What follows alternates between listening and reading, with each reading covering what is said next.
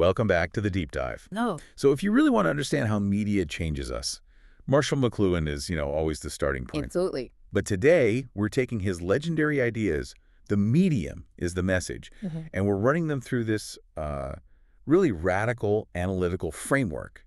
It's called motion theory. We're trying to move past the metaphor and actually find the physics of it. The physics of human experience. It's so important that we do this. I mean, if you just look at the raw behavior, the change across media eras it's just astounding. The sources have this great image. You have a 1950s family sitting still, totally focused, all synchronized around one little blue TV screen. Right. And then you contrast that with today. Completely. Today you have one person, maybe a teenager, micro-scrolling 6 different feeds at once, swiping, tapping, switching context every few seconds? It's the same species, but their entire interaction with reality is defined by completely different motion. Yeah. And that's the key. Yes. It's the motion. In their eyes, their hands, their body, their brain, even across their social networks. We're connecting McLuhan's big idea directly to this deep concept of motion. And that's our mission for this deep dive. We want to translate McLuhan into the language of motion theory, or MT. Okay, MT. And MT starts with this. Well, it's a pretty radical premise. It can sound a little academic at first, but it's actually profoundly practical. Which is? That motion is not just what things do, it is what everything is. The source material is very clear on this. No static things, only structured motion under constraints. Okay, that is definitely theoretical. So before we really jump in, we need a solid foundation. Let's slow down and just clarify what MT even means by its most basic concepts. Good idea. If everything is motion, how does MT define, say, time or information Good one. or the mind? Okay, so think of it simply. Time in MT is just how we count stable motion cycles. Stable motion cycles? Yeah, a clock doesn't measure some abstract dimension. It just measures a really reliable, repeated physical loop. It's how we quantify stability. Got it. A reliable loop. So what about information? Information is any distinguishable motion pattern that you can copy or you can compare. So a printed word is just a stable, copyable pattern of ink. A voice is a pattern of air vibration. It's the form of the pattern, not necessarily the meaning. Exactly. Not the meaning, just the pattern itself. And, okay, the really big one, the mind. The brain is all motion, all firing. How does MT define the mind in motion terms? So the mind is defined as motion patterns. We're talking loops of neural, hormonal, muscular activity that can model, predict, and then retune other motion. A prediction machine. A prediction machine built out of physical loops. Let me see if I can grasp that with an example. Yeah. So say I'm learning to drive a stick shift. That's incredibly complex motion. Is the mind, under MT, literally the physical process of my body recalibrating its own motion patterns, the clutch, the gas, the steering, to predict and then stabilize the car's motion? That's it, precisely. You're incorporating the car's motion into your own biological loops. So when we change the dominant motion patterns that carry information, when we change the medium, like McLuhan said, we are fundamentally changing the mind's operating system. So that was his great question, just reframed in MT terms. What happens to minds and to society when you impose new, pervasive motion patterns? That sets the stage perfectly. Let's start the deep dive there. Let's look at media as, first and foremost, physical environments of motion. Let's do it. So McLuhan was famously ruthless. He said, ignore the content, the news, the story, the jokes. He called it a distraction. Right. He said the medium itself is what does the deep shaping. And from a motion perspective, that makes perfect sense. It really does, because we stop seeing a medium as just a container for meaning, and we start defining it as a stable, large-scale motion environment. A motion environment. Yeah. It's a set of mandatory, repeated motion patterns that our nervous systems are forced to synchronize to every single day. It's basically a cultural training regime. I love that phrase, a training regime. Because we don't think of reading a book or scrolling a phone as exercise, but physically. They demand two wildly different skill sets. They demand opposing skill sets. I mean, print culture selected for very specific, very disciplined movements. Oh, yeah. Slow left-to-right eye saccades, linear tracking across a page, and long stretches of physical stillness coupled with sustained focus. The body has to be quiet so the mind can lock on. So the motion is slow, directional, sustained. Now contrast that with modern screen culture. It's the total opposite. Screen culture selects for hyperkinetic behavior. Micro story. Rapid micro scrolls, ballistic taps and swipes, and this is the key, high-frequency context switching. Your nervous system is constantly preparing to pivot attention every 2 to 5 seconds. The whole time scale of attention just shrinks. Dramatically. So the MT translation of the medium is the message is actually beautiful. The long-lived motion environment is the real signal. It forces our adaptation. Right, and the content, the article or the cat video, is just noise riding on top of that powerful carrier wave. Your brain's job is to solve this motion field just to stay functional in the culture. Exactly. Okay, so let's move on to McLuhan's other famous idea, the hot and cool classification. Hot media, like film or radio, are high definition, low participation. Cool media, like a phone call or old TV, are low definition, so they force you to fill in the gaps. Right, and this is where motion theory gives us so much more explanatory depth. We can stop debating definition and start looking at this as a measure of synchronization load. Synchronization load. Yeah. So how much work my brain has to do. How much internal synchronization work the brain has to perform to get a stable perceptual loop. Okay, so how does that map onto hot versus cool? A hot medium delivers tightly specified motion patterns. Think of a really high-fidelity radio play or a fully rendered movie scene. The signal is so complete, so strong, That you can just lean back. you can just coast. Your nervous system locks right onto that external rhythm. The internal completion load, the effort you need to expend, is low. High quality, easy to digest, low mental activation. Okay, now cool media. Cool media deliver underspecified motion patterns. So imagine trying to have a serious conversation on a terrible VoIP call where every third word cuts out. Oh, that's exhausting. It is. Or watching a blurry, early cartoon. Your brain has to constantly generate the missing structure. You're inferring, you're guessing, you're reconstructing. The internal effort is high. That makes so much sense. I can feel that strain when I'm listening to bad audio. My brain is working overtime to keep the motion pattern, the meaning, stable. Yes. And this distinction, it determines how a society spends its, what the source calls its coherence budget. That's a powerful idea. It is. The coherence budget is the finite amount of structured motion that a nervous system or a society can reliably maintain. So if a culture is saturated in hot media, Its citizens get highly trained for passive lock-in, for consumption. They become experts at following strong external rhythms. but the downside is, if they're always trained for passive consumption, they might really struggle when there's ambiguity. Yeah. Or when they need to build meaning themselves. Exactly. They might struggle with collective action that requires, shared improvisation or inference. Whereas a cool media environment, It trains people to be active reconstructors, co-creators.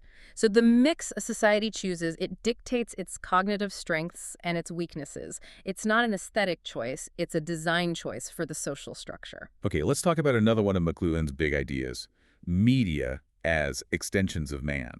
The book extends the eye, the light bulb extends our control over space. It's a great metaphor, but motion theory gives us the physical upgrade. How so? Well, the MT definition of an extension is really concrete. It's a new loop of motion that gets bolted onto our existing biological loops. It's prosthetic motion. These tools physically integrate themselves into our sense of self. They do. Give us the most concentrated example of that. The smartphone. The smartphone, of course. It's not just an extension of the eye or the ear.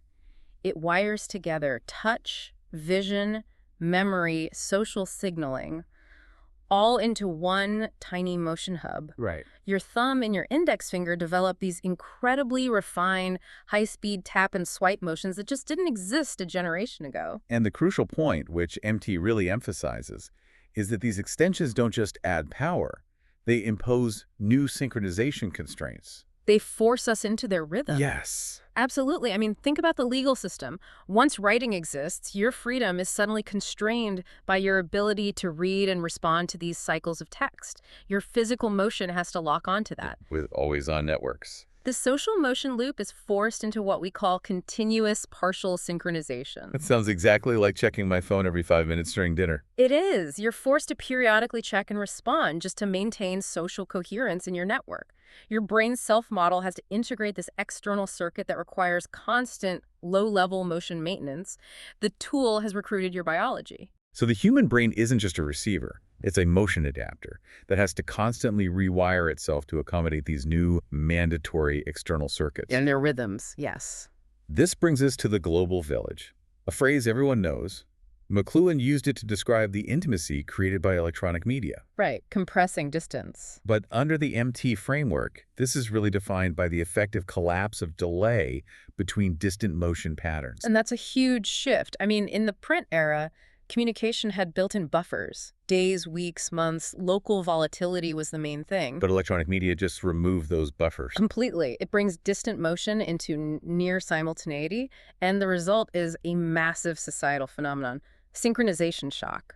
Okay, so what are the concrete consequences of that instantaneous global synchronization? Well, first, we see synchronization density spikes, Mean? meaning vastly more minds co-tuning to the same events. A bombing, a political scandal, a viral trend in much tighter windows of time. You get this increased phase alignment. Everyone is oscillating together instantly. And the second consequence is maybe more anxiety-inducing.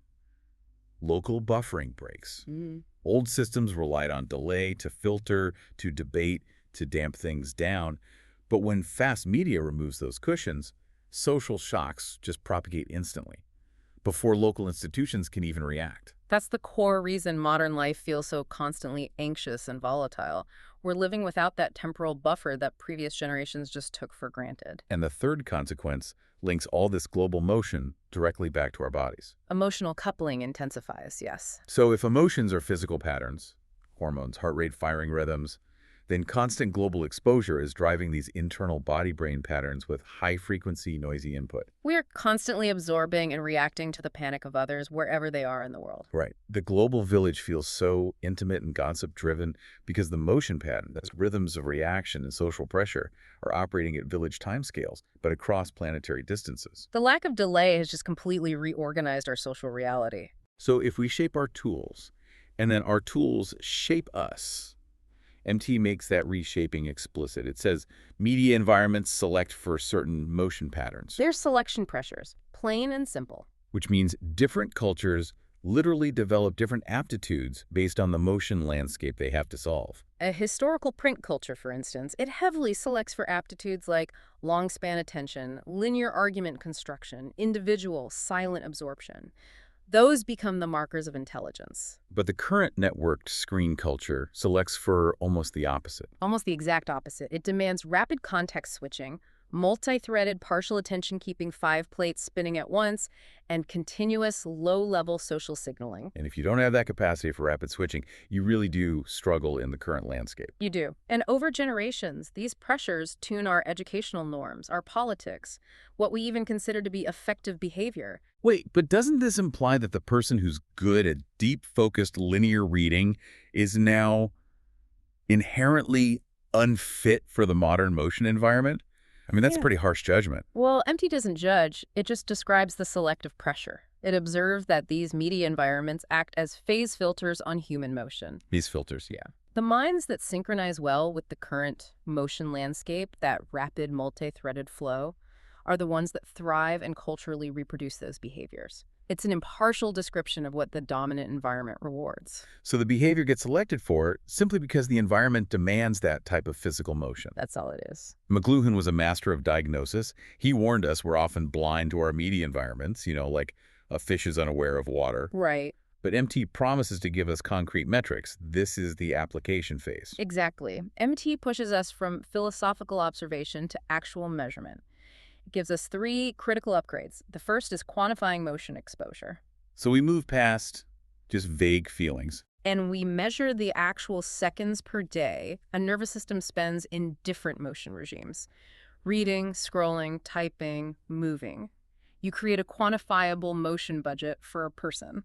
And that immediately connects the abstract media world directly to our biology, which is the second upgrade, right? Predicting physical health shifts. Yes. MT suggests that sustained changes in media-driven motion, your posture, your eye movement, the need for constant vigilance, will predict long-term health consequences, sleep disruption, chronic pain, shifts in hormonal cycles. So if your media environment forces you into high-frequency, fragmented motion loops for 8 hours a day. MT predicts a specific measurable stress load on your system. And the third upgrade is probably the most vital for society.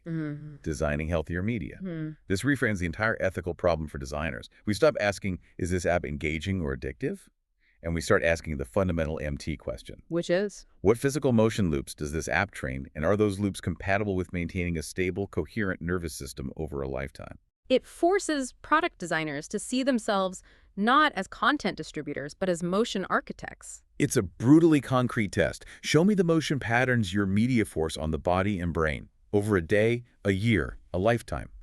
That truly is the real message. The medium stops being this vague cultural force, and it becomes a quantifiable physical force acting on your biology, dictating your daily rhythms. What an illuminating way to bring it all together. McLuhan, even though he never used the vocabulary of, phase or synchronization, he was an early motion theorist. He really was. He was mapping the entire nervous system of the species as it rewired itself around these powerful new motion environments, from the stasis of print to the continuous flow of networks. And the core takeaway is just so robust. The content is surface chatter.